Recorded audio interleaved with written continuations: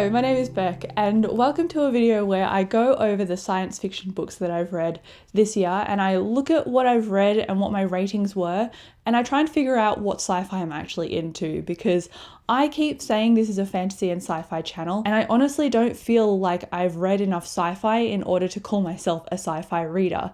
So I thought I'd look at what I've read this year, and I've got a list here, and then I'll just discuss each book, and if you've got any recommendations for me, please let me know down below, because anything you can think of that might be based on my reading tastes and these ratings, I would love to hear about, because there is just so much sci-fi that exists and I feel like I've not scratched the surface, and I would really love to dive in further into this genre. So let's discuss what I've read. First is Leviathan Wakes by James S.A. Corey, and this is the first book in the Expanse series, and I gave this a 4 stars or a 4.5 stars. I have a separate review for it and I read it at the beginning of this year, and even though it's a very massive large-scale science fiction book with huge world building and whole planets and solar systems and galaxies involved, a lot of large-scale setup and a lot of politics involved, I like how we encounter all of this through Jim Holden and his crew. So we are encountering this massive large-scale series, but from a perspective of just this crew and their livelihood. So I like that it was reduced to just this crew. I did enjoy that it was a split perspective, so we got to see from Jim Holden as well, but we also got to see from the perspective of this detective who is investigating this disappearance of a character. So naturally these two paths coincide, but I like how it kept these characters at the forefront of the story. So I'm a really massive character reader, and I think that's one of the things I appreciated. I think ultimately the massive large scale thing overwhelmed me a little bit, because I've put off reading the second book in this series for like 8 months, 7 months. It just hasn't felt like something that I could tackle, because I know that they go even further into the world building for it, and I think that's just a lot to contend with when my mood and my reading have been up and down throughout the entire year. So I do want to continue the Expanse series. If I can't get into the second book, I will be watching the TV show. And then I've listened to 2 of the Murderbot Diaries books. The first book is All Systems Red, and then I think the second one is Artificial Intelligence or something. I liked these, but I gave them both about 3 stars. So we encountered the story through Murderbot's perspective, and they are an android/human robot creature. They've got mixtures of robotic parts as well as obviously a human body, and they often wear a helmet so that when they are fighting, when they are on a particular mission, they're trained as assassins and they're kind of like bodyguards, I suppose. They're looked at by people as very other and they're very much excluded. So I like the questions of identity this started to explore, and I like the way that Murderbot was interrogating what they wanted out of life, but I didn't really like the plot. It didn't build enough tension for me. The characters from book 1 and book 2 were varied, so I didn't form connections to the side characters as much as I wanted to, and ultimately I think I'm just not going to continue this series. I was actually watching Emily Fox's video lately of her quarterly DNFs, and she said that she DNF'd the Murderbot books at book 5 or something, and I'm like, oh, I actually realized I've DNF'd the series too, because I have no interest in continuing these. So unfortunately, I think I've DNF'd these, although I do like the general gist and the general concept they were giving me, but it just wasn't enough tension-wise for me to actually get invested. They were quite short too, so I will give them that, but at the same time, other novellas are books that I've loved, so I see no reason why I couldn't love a novella by this author either. Just something about the world building and the side characters, it just didn't do it for me, and I don't really know what it is, but obviously I'm not going to continue. Next up is The Galaxy and the Ground Within, and Becky Chambers is one of my favourite authors, and I have a separate kind of author spotlight for her where I talk about her works and see whether you would like her writing style. So when I went into The Galaxy and the Ground Within, I knew that I'd like her writing style, I knew that I'd like her tone and her themes, but I think I don't like massive alien characters, and in The Galaxy and the Ground Within, she really deviated and pivoted away from a lot of the more human kind of characters that she had in her previous work. She did have alien characters as well, but in The Galaxy and the Ground Within, they were just mostly aliens that were biologically and physiologically very different from people. And so while that came with an interesting concept and an interesting way for all of the alien creatures to relate to each other, I just didn't love the way that I felt kind of removed from it, unless that was the intention, in which case she succeeded, but I liked her previous works better than this one. I liked her third book in the series a lot more, which is Record of a Spaceborne Few. I liked that a lot more for its messages and its characters compared to The Galaxy and The Ground Within. So that one really follows characters getting stuck on a planet together, and they're all planet bound because of particular communications and stuff happening in the system that they're in. They can't fly their ships anywhere, they have no communication to do so, so they're all technically grounded. So they have to look within themselves in order to relate to everybody around them, which is why it's called The Galaxy and The Ground Within. I quite enjoyed it, I gave it a 4, but it's one that I, reflecting on it, realised that I don't love too much aliens in my work. Unless they are an other, in which case they could be kind of demonized for being different. So I think I'm just really picky when it comes to aliens in stories. I don't dislike them, but they need to be done really well. It's kind of the way I feel about Fae. If Fae are done in a interesting manner that is not too overpowered, then I can get on board with it. But it really depends on what the story is, who the writer is, and who the other characters in that story are as well. Next up is a history of what comes next, and I didn't like this book at all. I gave it a 2 stars. This is a story that follows generations of women that are kind of reincarnated, and I don't think they're people. They're they're an alien force, kind of, I guess. They've got powers above and beyond humans, and this generation of women are constantly having daughters and getting reincarnated. So one daughter can't survive very long and have their mother also survive with them. They tend to die out quite quickly, and they are also being hunted by the male counterpart of whatever planet they're from. So these women are trying to save the planet and these men are trying to stop the women.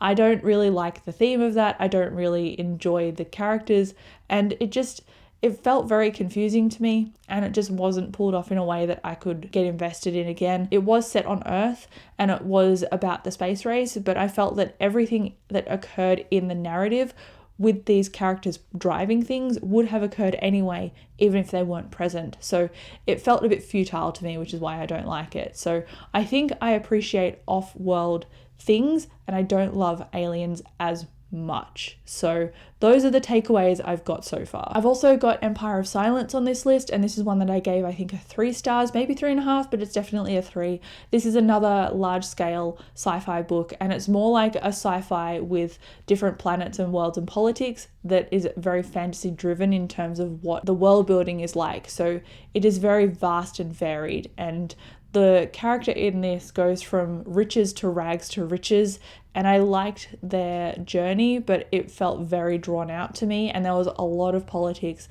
and a lot of world building. And so even though I went into this book expecting it to be driven from a single character's perspective that I could easily connect to, it didn't quite go that way because it was still very deeply detailed with a lot of names, which is generally what happens in a fantasy book. So there was a lot of names and there was just a lot of politics, and I didn't care for it as much as I wanted to. So I think I've unhauled that book now.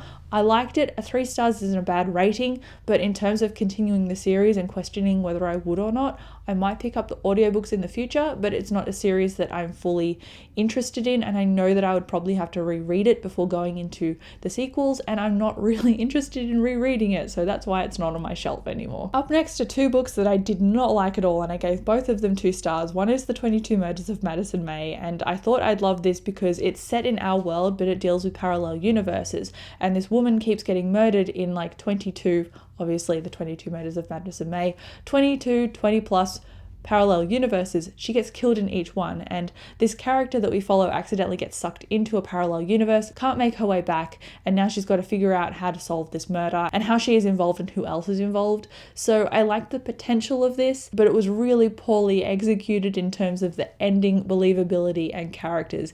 It felt ridiculous to me. There were questions left unanswered. It just felt sloppy. I did not like it whatsoever. And after loving Lexicon by Max Barry and then reading this one, I thought I would actually like it, and it just really went the opposite direction. So very disappointed in that one. I think I do like urban sci-fi, I guess, like parallel universe stuff. And I do like Doctor Who with a lot of time travel. So time travel I do like, but it has to be done well and in 22 Murders of Madison May, it was not, to me personally, it was not done well. So, did not like. I also did not like Bitch Planet, the comic book that I picked up, because I love having really dark or heavy and intense themes in things I read.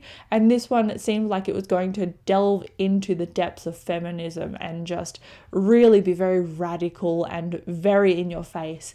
And it was, but not in a way that was palpable and not in a way that I could connect to the characters that were pushing for these particular values. I just didn't care. We were introduced to one character and then a whole bunch. And then we were set up in this world where there was like an arena kind of battle and politicians that were involved in getting bribes. And so you see this world is very corrupt. You see that there is no fair way this tournament can go forward. And you see these characters who are forced to enter anyway and how they are supposed to band together. So usually I would love that because it would have found family. It would have deep characterization that I could really relate to. On paper, it seemed like things that I would love, but the execution of it, I just did not care for. The character voices were not distinguishable enough to me and didn't have enough airtime, so I gave it a 2 as well, and I'm not going to continue. So those are 2 disappointing sci-fis that I read this year, and I really should have just DNF'd both of them. But given that Madison May was sent to me by a publisher and also Bitch Planet was a comic book, I thought, you know what, I may as well finish them. I shouldn't have, they were both 2 stars, but here we are. And then I have a young adult sci-fi, Skyward. If anyone knows my channel, they know that I love Brandon Sanderson, and that is true for this. I have a separate review for this. I've got other Skyward content. I've got a recap of this before Cytonic comes out. I loved these books. I love this series so far, and it's about a character who has her own internal struggles, who has to fight against the culture of her people because they view things in a particular way that really messes with her sense of self. I like her relationships to all the characters she encounters in here, and I like the growth that she ultimately goes through in this book. And I like that there's also no distinct romance in here either. Despite it being a young adult book, it doesn't have a quintessential romance that goes through here that makes the main character question and grow in terms of who they are. I like how Spencer did it by herself. Well, not like entirely by herself, because other characters definitely influence her and she becomes a better person based on that, but it's not like there's a romance to cure her, I guess, of her flaws in this book. So I quite enjoyed this. I really loved the way that it was set on a foreign planet called Detritus, and these people as the human race are trying to survive against planetary attacks by the Krell. So yes, there are aliens in here, but it also had a very human focus. And so I think that combined with the fast-paced nature of it, and that it wasn't like wide scale like The Expanse with a lot of different locations, I think that's why I connected to this ultimately. And Brandon Sanderson is a writer that I know I can return to and really like, so that was probably part of it as well. However, speaking of Brandon Sanderson, I did read a novella of his called Perfect State, and this is a novella where our main character is on his own world, I think his own reality, because they're in a simulation. So all of the things that he has achieved, he's achieved world dominion, he is the leader, and now he's got to be set up to go on a date with a woman who is the leader of her own dominion. And I like the themes that this raised in terms of agency and individuality and having a purpose in life, because how much purpose can you have in a life where it's entirely a simulation that is driven by an external force? Like, how many decisions are actually your own? Are your decisions even your own? So I like that general discussion and those general concepts in here, but I didn't really love the way that the characters felt a little bit cardboard cutouty. They were like characters that is reminiscent of Brandon's very early writing, where he was just trying to figure things out for himself. Whereas if I look at Mistborn or The Way of Kings, those characters are quite well developed and I can get behind them because they feel so unique. These characters didn't feel like that. They felt like a 2D version where the other characters written by him are 4D. So I didn't like that, and I know I'm a character reader, so I only gave it a 3 stars, unfortunately. And if I didn't say, I gave Skyward a 5 stars. So in conclusion, I don't really know what the purpose of this video is necessarily supposed to be, other than proving to myself that I actually do read science fiction, and also to nail down what I like in a science fiction. So I like deep characters, I like when there are found family moments, I like when there are Large scale world building, yes, but not necessarily from the get-go. I like when we are bound to a particular place with particular people and there are external forces of tension that help them band together. So based on that, I don't know how I'm going to go with the few sci-fi things that remain on my to be read list. I do have Dune, and I'm worried that I won't like this given that it's a bit of an older science fiction.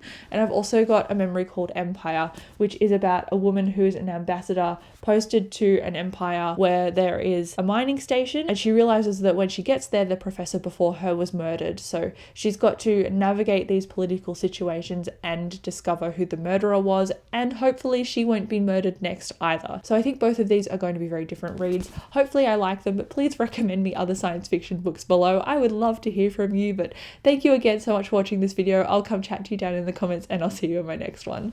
Bye.